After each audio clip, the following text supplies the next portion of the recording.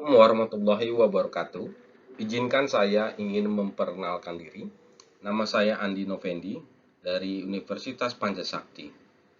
Dalam hal ini saya ingin menjelaskan terkait bank dan lembaga keuangan. Dalam hal ini dibantu oleh dosen pengapu, Dr. Insinyur Sugeng Prayitno, SH, SE, MM. Materi yang ingin saya sampaikan itu ada 12 materi. Yang pertama adalah asal-muasal kegiatan perbankan di Indonesia. Yang kedua, sejarah kelembagaan Bank Indonesia. Ketiga, pengertian perbankan atau bank. Keempat, jasa dan fungsi perbankan. 5, Prudential Principle of Banking. 6, pengertian lembaga keuangan. 7, peran lembaga keuangan. 8, jenis perbankan dan perbedaan fungsinya. Dilanjut nomor 9, bank perkreditan rakyat. 10, bank konvensional dan bank syariah. 11, lembaga pembiayaan. Ke-12, arsitektur perbankan Indonesia atau API.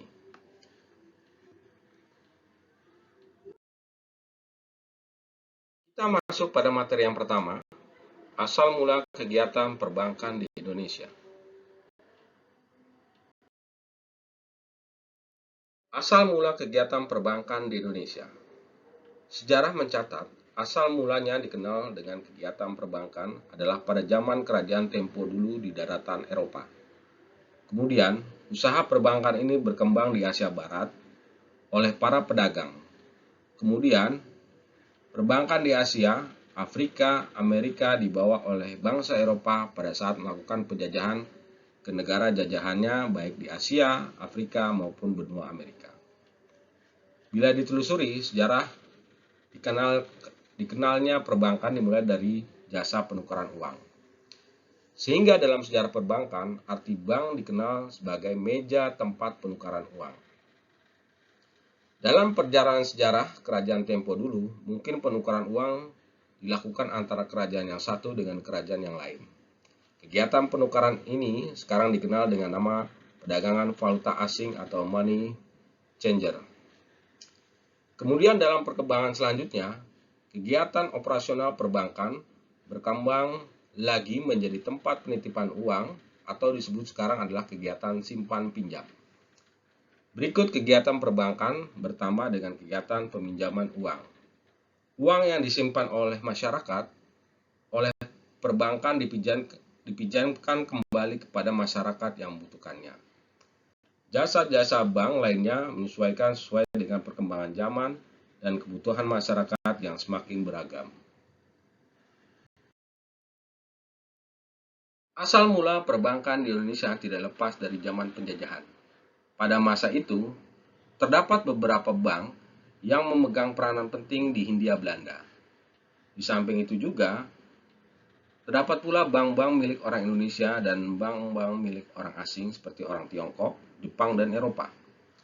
Di zaman kemerdekaan, perbankan di Indonesia bertambah maju dan berkembang lagi.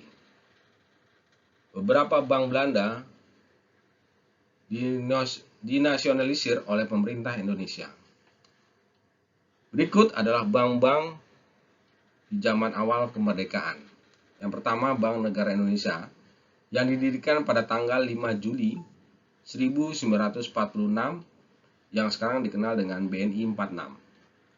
Kemudian yang kedua, Bank Rakyat Indonesia yang didirikan tanggal 22 Februari 1946 yang sebelumnya memiliki nama De Algemene Volks Kredit Bank atau Shimino Ginko. Kemudian Bank Surakarta Maskapai Adil Makmur atau MAI tahun 1945 di Solo. Bank Indonesia di Palembang 1946. Bank Dagang Indonesia NV di Samarinda tahun 1950 kemudian dimerger dengan Bank Pasifik. Di Indonesia, praktek perbankan sudah tersebar sampai ke pelosok pedesaan. Lembaga keuangan terbentuk bank di Indonesia berupa bank umum, bank perkreditan rakyat atau BPR, bank umum syariah, dan juga BPR Syariah atau BPRS.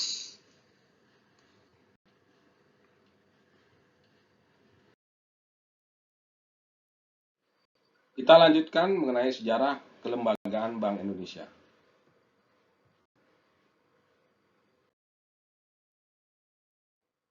Dalam melakukan tugasnya sebagai bank sentral, Bank Indonesia dipimpin oleh Dewan Moneter, Direksi, dan Dewan Penasehat. Di tangan Dewan Moneter inilah kebijakan moneter ditetapkan, meski tanggung jawabnya berada pada pemerintah.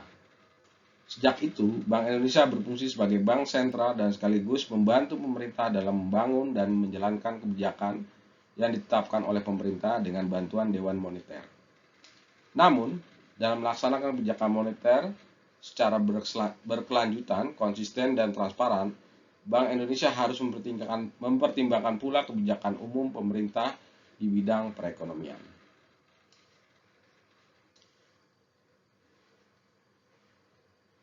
Materi ketiga,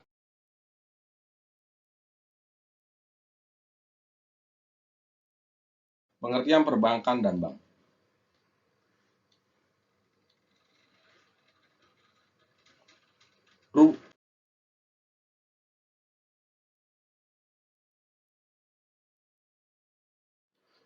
Rumusan mengenai pengertian bank yang lainnya dapat juga kita temui dalam Kamus Istilah Hukum Wokerna Adrea yang mengatakan bahwa bank adalah suatu lembaga atau orang pribadi yang menjalankan perusahaan dalam menerima dan memberikan uang dari dan kepada pihak ketiga.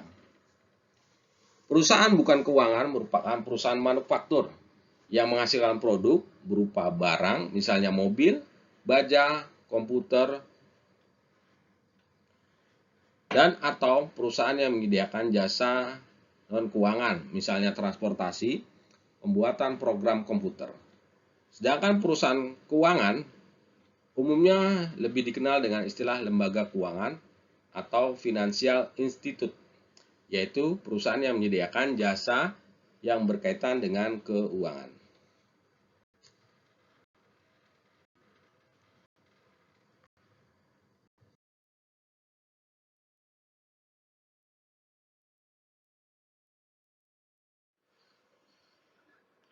Perpindahan dana dan pihak yang mengalami kelebihan dana atau surplus pada pihak yang mengalami kekurangan dana atau defisit.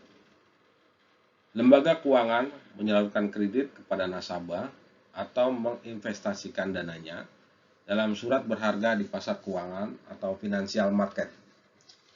Lembaga keuangan juga menawarkan bermacam-macam jasa keuangan, mulai dan perlindungan asuransi, menjual program pensiun sampai dengan penyimpanan barang-barang berharga, dan menyediakan suatu mekanisme untuk pembayaran dana dan transfer dana. Proses transfer dana yang terjadi antara pihak yang kelebihan dana atau surplus unit pada pihak yang membutuhkan dana atau defisit unit pada umumnya sangat memerlukan perantara atau mediator lembaga keuangan. Pada materi keempat, mengenai jasa dan fungsi perbankan.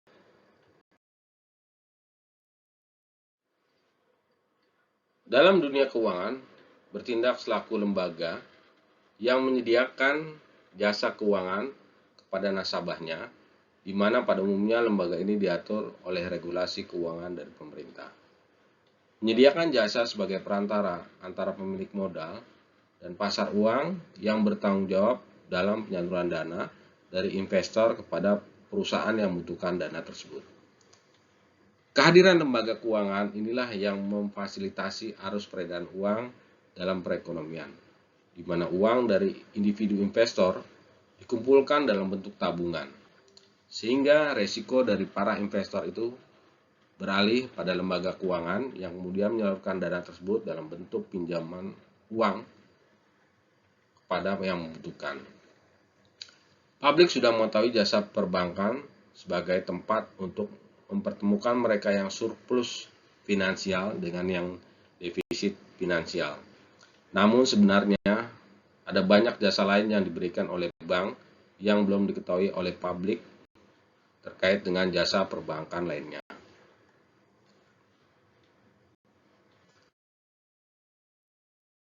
Antara lain jasa perpindahan uang atau transfer, jasa penagihan atau inkaso, clearing, penjualan mata uang asing atau falas, jasa safe deposit box, travel check, bank card, bank draft, letter of credit atau LC, bank garansi, dan referensi bank, serta jasa bank lainnya.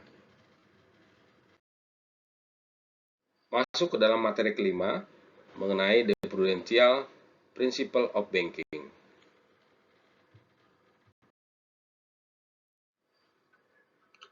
Dalam perspektif prinsip the prudential principle of banking atau prinsip kehati-hatian perbankan, maka seluruh keputusan harus dilakukan dengan mengacu pada prinsip-prinsip kehati-hatian, terutama setiap keputusan yang berhubungan dengan pengeluaran uang seperti menyalurkan kredit atau menjual obligasi seperti saham. Salah satu fungsi dari perbankan adalah menjadi lembaga yang menjembatani mereka yang surplus dananya dengan pihak yang defisit. Mereka yang surplus menetapkan dana dalam bentuk sebagai berikut: deposit, tabungan, obligasi, saham, dan lain-lainnya. Dalam kasus penjualan obligasi, maka di sana ada kewajiban untuk mengembalikan bunga obligasi secara tepat waktu. Jika pengembalian bunga obligasi tersebut sering mengalami penundaan atau keterlambatan, maka citra atau nama baik dari bank akan turun di mata publik, termasuk khususnya pada mitra bisnis. Pada prinsipnya, setiap penyaluran kredit, penjualan obligasi, dan penjualan saham serta menerima tabungan deposit, maka di sana mengandung liability atau kewajiban yang harus dijawab oleh bank tersebut secara tepat waktu. Di sisi lain, boleh jadi nasabah tersebut menganggap bahwa bank tersebut sedang mengalami masalah kekurangan dana. Jika seandainya terjadi ras atau pengarikan uang besar-besaran terhadap simpangan deposito dari para nasabah, maka kemungkinan bank tersebut mengalami kegoncangan yang hebat.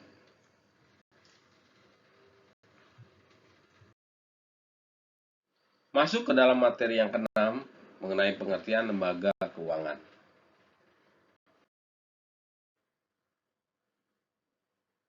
Harus dilakukan jika setiap negara dalam membangun dan menggerakkan roda ekonominya membutuhkan peran lembaga keuangan, terutama para pebisnis.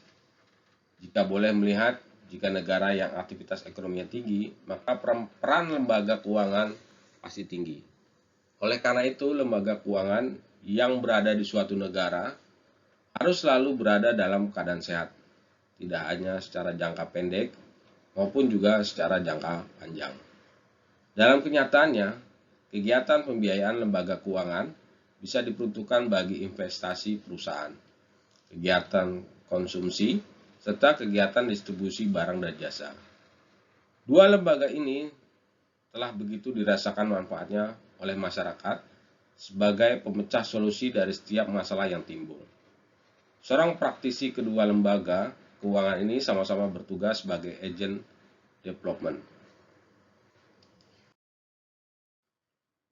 Di sini kita memiliki tabel perbedaan antara bank dan bukan bank. Ya, kalau dari penghimpunan dana, kalau untuk bank dilakukan secara langsung, di mana simpanan masyarakat dalam bentuk tabungan, giro, dan deposit. Kemudian secara tidak langsung dalam bentuk kertas berharga, penyertaan pinjaman atau kredit dari lembaga lain. Sedangkan yang bukan bank hanya secara tidak langsung, di mana masyarakat terutama melalui kertas berharga atau penyertaan pinjaman atau kredit dari lembaga lain. Kemudian perbedaannya melalui penyaluran dana. Untuk bank, untuk tujuan modal kerja, investasi, dan konsumsi. Kemudian yang kedua, kepada badan usaha dan individu. Yang ketiga, untuk jangka pendek, menengah, dan panjang. Sedangkan yang bukan termasuk bank, penyaluran dananya dilakukan atau peruntukannya terutama untuk tujuan investasi. Yang kedua, terutama kepada badan usaha. Yang ketiga, dalam jangka menengah dan panjang.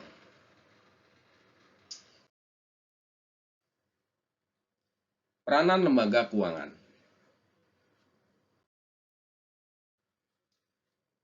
Jasa keuangan adalah suatu istilah yang digunakan untuk merujuk jasa yang disediakan oleh industri keuangan. Jasa keuangan juga digunakan untuk merujuk pada organisasi yang menangani pengolahan dana.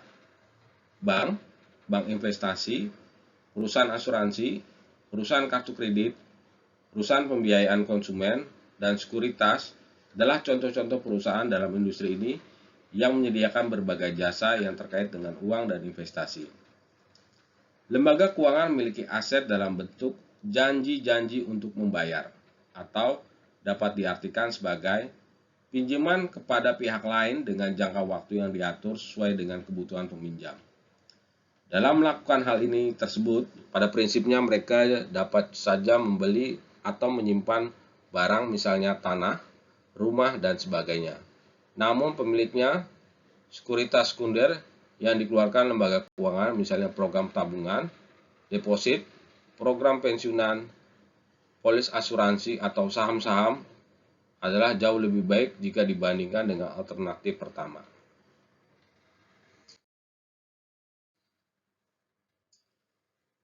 Sekuritas sekunder yang diterbitkan oleh lembaga intermediasi keuangan, misalnya rekening, giro, tabungan, deposit, dan sebagainya, merupakan bagian dari sistem pembayaran. Dengan demikian, lembaga keuangan berperan sebagai lembaga perantara keuangan yang menyediakan jasa-jasa untuk mempermudah transaksi moneter. Lembaga keuangan menyediakan sarana yang menguntungkan untuk tabungan mereka. Namun demikian, dengan menghimpun dana dan banyak penabung, lembaga keuangan dapat memberikan kesempatan bagi penabung kecil untuk memperoleh instrumen keuangan yang menarik tersebut. Bank dan lembaga keuangan bukan bank mempunyai peran yang penting dalam sistem keuangan. Dalam hal ini, bank dan lembaga keuangan bukan bank lebih berperan sebagai pengalih aset yang liquid dari unit surplus atau lender kepada unit borrower. Bank dan lembaga keuangan bukan bank memberikan berbagai kemudahan kepada pelaku ekonomi untuk melakukan transaksi barang dan jasa. Bank dan lembaga keuangan bukan bank dapat juga menurunkan biaya transaksi dengan jangkauan layanan. Masuk ke dalam materi ke-8, jenis-jenis perbankan dan perbedaan fungsinya. Bank, jika kita lihat menurut jenis kegiatannya, ada bank sentral, bank umum, bank syariah, dan BPR. Sedangkan menurut bentuk badan hukum ada PT, firma, koperasi, perusahaan perorangan. Sedangkan menurut kepemilikan, bank pemerintah, bank swasta, bank campuran, dan bank perda atau pemerintah daerah. Peleburan dari banyak bentuk bank dan hanya menjadi dua bentuk ini saja yang diharapkan terjadi. Pembentukan manajemen pengelolaan perbankan yang lebih sederhana, juga efisien, termasuk memudahkan bagi konsumen untuk menentukan pilihan secara tepat, cepat, di mana bank pembangunan dan bank tabungan berubah fungsi menjadi bank umum, sedangkan bank desa, bank pasar, lumbung desa, bank pegawai menjadi bank perkreditan rakyat atau BPR. Masuk ke dalam materi 9, Bank Perkreditan Rakyat atau BPR. Pemahaman dan penafsiran tentang Bank Perkreditan Rakyat dapat kita lihat dalam Undang-Undang Nomor 7 Tahun 1993 Pasal 13 yang selanjutnya telah dirubah menjadi Undang-Undang Nomor 10 Tahun 1998, di mana pada pasal 13 isinya adalah 1. Menghimpun dana dari masyarakat dalam bentuk simpanan berupa deposit berjangka, tabungan, dan atau bentuk lainnya yang dipersamakan dengan itu. Yang kedua, memberikan kredit. Ketiga, menyediakan pembiayaan. dan penempatan dana berdasarkan prinsip syariah sesuai dengan ketentuan yang ditetapkan oleh Bank Indonesia. Yang keempat, menetapkan dananya dalam bentuk sertifikat Bank Indonesia atau SBI, deposito berjangka, sertifikat deposito, dan atau tabungan pada bank lain.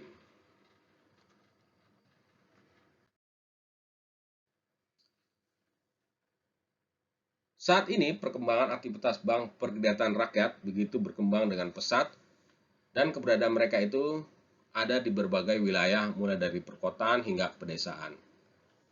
Masyarakat sudah merasakan peran dan fungsi dari BPR.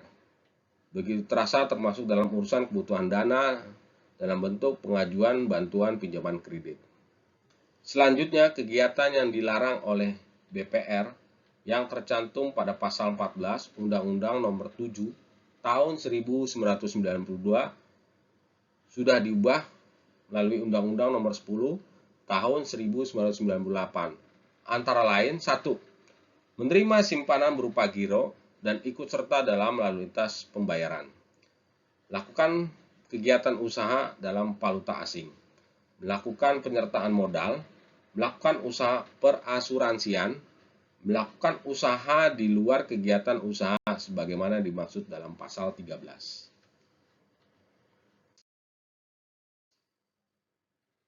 Lanjut ke dalam materi 10, bank konvensional dan bank syariah. Umat Islam sebagai umat yang memegang teguh ajaran agama menginginkan ada lembaga keuangan yang berasaskan pada nilai-nilai Islam. Sehingga keputusan mendirikan lembaga perbankan syariah merupakan bagian dari keinginan untuk menjawab kebutuhan tersebut.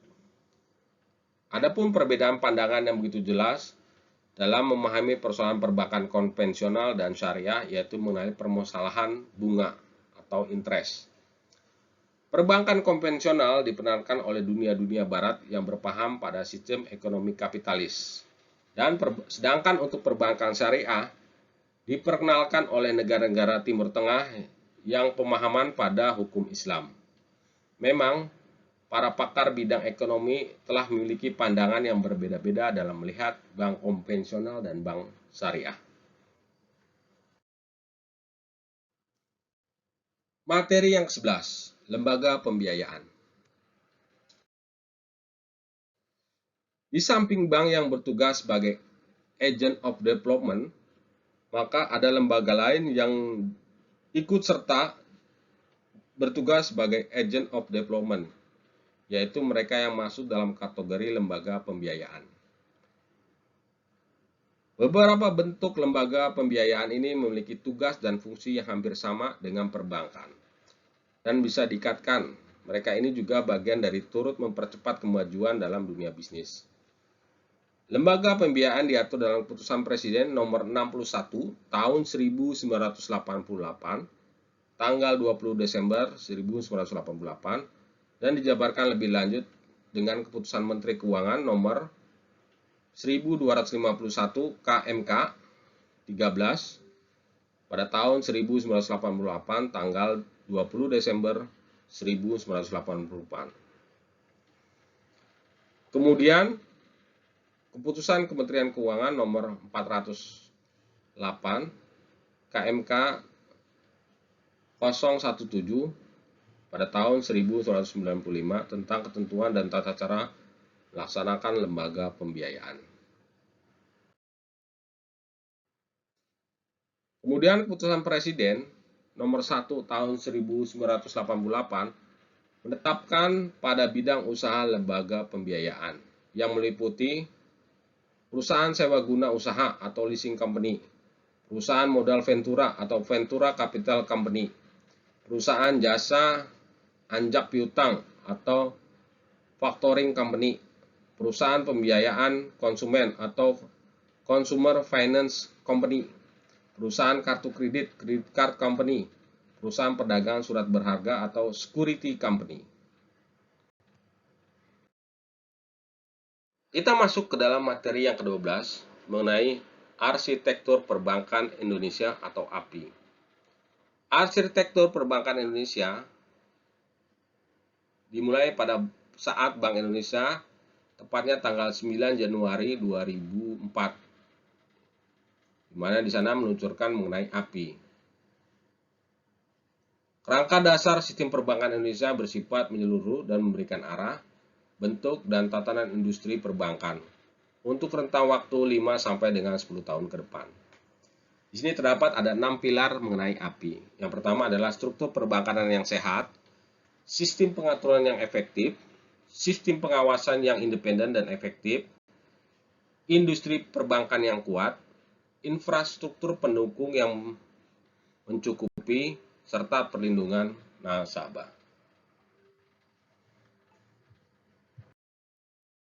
Untuk mewujudkan lembaga perbankan yang tahan dan stabil dalam berbagai kondisi serta sistem perekonomian, maka dibentuk API. Gagasan ini mulai dikemukakan pada saat berbagai perbankan di Indonesia mengalami kondisi bermasalah, bahkan ada yang merger hingga diakuisisi oleh perbankan lain. Sehingga untuk mengatasi kondisi ini agar tidak terulang lagi di masa yang akan datang. Jadi definisi API menurut Bank Indonesia. Laporan Bank Indonesia menyebutkan bahwa API adalah suatu kerangka dasar sistem perbankan Indonesia yang bersifat menyeluruh dan memberikan arahan, bentuk, dan tatanan industri perbankan selama 5 sampai 10 tahun mendatang. Sumber ini berdasarkan laporan BI tahun 2004.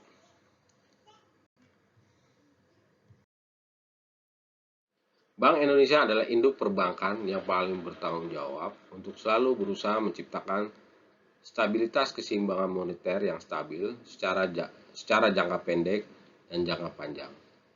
Saat ini, di samping BI, ada lembaga lain yang ikut serta menjaga stabilisasi kondisi keuangan di Indonesia, yaitu Otoritas Jasa Keuangan di Indonesia atau kita kenal dengan sebutan OJK. Baik lembaga Bank Indonesia dan OJK serta perbankan lainnya saling bahu-membahu menjaga kondisi stabilitas keuangan di negara Indonesia. Untuk mewujudkan pasaran API, maka dibutuhkan keseriusan yang tinggi dari pihak terkait. Salah satu tujuan pembentukan API adalah mewujudkan kekuatan moneter Indonesia secara stabil untuk jangka panjang dan juga mampu memberikan pengaruh positif kepada investor dan pebisnis internasional untuk yakin berinvestasi di Indonesia.